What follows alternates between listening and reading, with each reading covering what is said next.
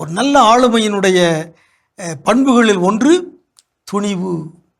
சிறந்த மக்கள் தலைவர்கள், சிறந்த ஆளுமை மிக்கவர்கள் துணிவு மிக்கவர்களாக, தன்னம்பிக்கை நிறைந்தவர்களாக இருக்கிறார்கள்.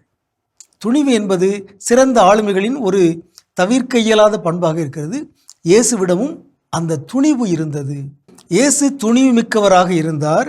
நீங்களும் துணிவு மிக்கவர்களாக இருங்கள், நான் உலகின் மீது வெற்றி கொண்டு விட்டேன் என்று இயேசு சொல்கிறார்.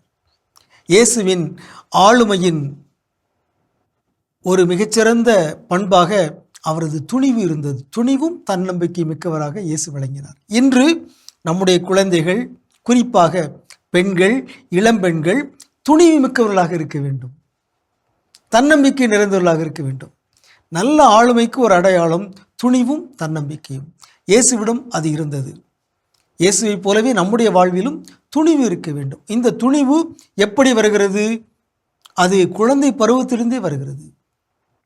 அன்னை மரியாவும் யோசேப்பும் சிறுவன் இயேசுவை துணிவு மிக்கவர்களாக வளர்த்தார்கள்.